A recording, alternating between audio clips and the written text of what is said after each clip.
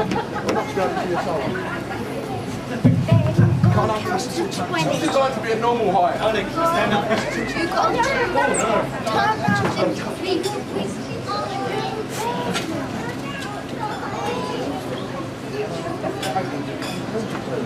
ordered coffee. Firstly, ladies and gentlemen, just to say, while the coffees are being served, the egg time is limited me to 1 minute. Can't even find it now. Let's solve that problem. It's going off. Wayne did ask me to say something that will not make him cry, so I can't get too emotional. And he asked me to say something that won't make him laugh, so I'll sit down now and be done with it. Milk. Something's coming around that can't be opened until I say so, but where is it? No, not you, Chop. I've just run down the room. Have you? Right, Speach was planned and finished at about 12:30 this morning, but for those who were there at the service and recalled the homily, will remember the speech that was given by our priest. No. Not me. Mine will go on for twice as long, but you might be able to understand me because at least I don't talk Nigerian or patois. No, you speak Stumpy. No one understands that. No one understands. So I missed that. Someone else do it, please. One thing he did say, which changed the start of his speech, one of the things he did say was firstly about communication. And obviously I'll be able to communicate the speech to you like I've communicated most of my speech, one of my best man speeches. That lasted a long time, didn't it? Last year or the year before. The other thing he did say was about, hopefully you remember, he did say about Wayne having the ability to see his bride naked without shame or remorse. Unfortunately he didn't say anything about Pauline having to see Wayne get up in the morning and be naked as well. At this point I'll say open up your pictures. Unfortunately Wayne probably not caught him yet in a picture, but it's one of the pictures for the weekend for which I put a lot of time and effort into. And there's just one of the pictures, or two of the pictures from the weekend from the stag do. Those are the least incriminating pictures. There are more incriminating pictures available if you care to look on Facebook. It's funny enough what the priest said when I showed them pictures. There are more pictures available on Facebook. If you type is that the ones you put up there, Tony? There are more pictures available on the website. He knows how to do it, then. He does, yeah. Fantastic. Amazing. I've known Wayne now for 35 years. What? Milk. I've known Wayne now for 35 years. And all of his mates will now appreciate the rest of us have put on a pound or two in the last 35 Talk for yourself. You've put on 5 or 6. But Wayne has managed to let himself go. He's going. He's going. He's doing proof from the pictures, I tell you. I've got him. You won't look this way. Watch you got To him. mention only one of Wayne's faux pas would be there's too many to mention, but I can't mention just one of them, mainly because I go into too much detail. It'll be boring for you guys, and it'll build up pencil with you. So you can tell the theme of the speech is pants and Wayne's underwear. Hence the pictures. So one of the tales to tell you is Wayne and his mother would agree. Wayne was never one for getting up first thing in the morning. Afternoon, evening. Or evening for that matter. And one evening we had in St Peter's club involved enough rum and pep for him to drink for himself and half of Ireland, and he managed to pass out for 3 days. When we did go to pick him up the following Monday to go out on a beer, he'd still been in bed in the same clothes he'd worn on the Friday night. So thankfully it was clothed from the waist down. It managed to stay in bed for a whole weekend. How his mother never kicked him out early, I'd never know.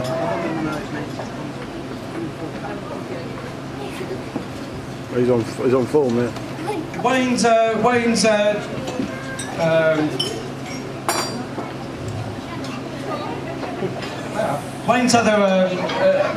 story I can tell. He's very hard to embarrass, as you can imagine. So there's no way for me to embarrass him. You all know most of the stories anyway. But one of the other tales involved half a dozen of us going to York 20 odd years ago. Oh God. Oh, 1988. that wasn't me. 87, No. 20 odd years ago. He used to wake up like the rest of us about lunchtime after a night out on a beer, and generally the laundry involved us drinking beer put by our bedsides for the night before to help with the hair of the dog. Was there a glass of milk? It was a bit warm by the time the Mallorca sunshine done its work. So generally Wayne would fall downstairs about 4 flights of steps to the bar, dressed in his pants and if he was lucky a t-shirt and nothing else. He got caught, we've done this about 10 out of the 14 mornings for beer and bacon and... You never made breakfast. It was cheese and ham, chips, and butties. He never made breakfast. No, but he was going to... What did you? It was at lunchtime. Oh, right. Well, you remember, you died most of the time, Stuart. Someone killed me. Well, that's only one night. Oh, cut my throat, please. Another one of Wayne's problems was always geography and wildlife. I shan't go into the details about the story, but no doubt you can ask Wayne later on in the evening. You can ask him about the wildlife along the River Medway, specifically Gravesend and dolphins. It's in a pub in Gravesend, but right by the river. Is he smoking something like that? Information about the wildlife and specifically dolphins in the River Medway. The cleanest river in the country, I hasten to say. One last mention I had of a speech, which I've since been told off about, was mentioning the football results. Thankfully, the only sensible thing Wayne and Pauline have done today is to get married closed season. Unfortunately, closed season does involve no football, but it involves cricket. So the England-South African score at the moment is...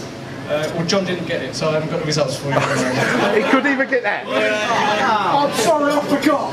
It would have been the latest cricket results, but we were 500. You couldn't even get that. 5 declared yesterday. 593 for 8. 200 for 9, we were. 200 for 9.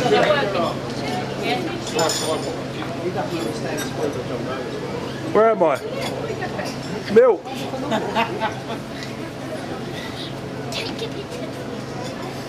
And now to the sensible stuff. I've got no telegrams to read. Everybody's here, obviously, from family and friends. Paul's already mentioned those who can't be with us today for one reason or another. The only one or two things I would say for Wayne is Wayne and Pauline is we've all known me and the WBM, as we're affectionately known as, known Wayne for 35 years. We've known Pauline for 20 years, 20 plus years, and they both suffered, myself and the rest of the lads, for all of these years. I would like to say I'm going to make Wayne cry now, but I promise I wouldn't. But no, we've known him for far too long now. Put up with each other for far too long now. Yes. It's long overdue now they're married. It's probably been on the cards for far too long. But for the last 35 years or 20 years, we've all put up with each other. To highlight something that many of you, including yourself, might not have appreciated. Yes. Something that you may not have appreciated, and it certainly went over my head until I read it today. When Wayne and I arrived for the wedding, on time I hasten to say, and sober, there was a card waiting on the pews for Wayne from Pauline. I have asked if I can read it out to you all.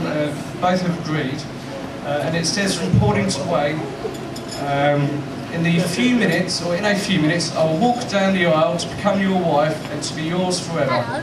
You and Ben have brought so much joy into my life, and I love you both so much. I know I have always loved you from the first time I told you all those years ago at Friedland's, but for years I was too scared to tell you, so I kept it away. You are my soulmate, and I long to have your baby. We will have bad times and good times. We will cry together, laugh together, but we'll always be there for each other for the rest of our lives. All my love, Pauline.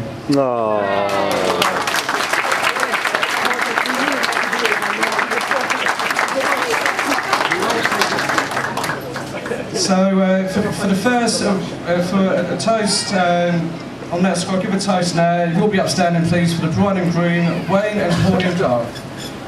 Yay! Bride and groom! Yay! Is that it? You all sit down now.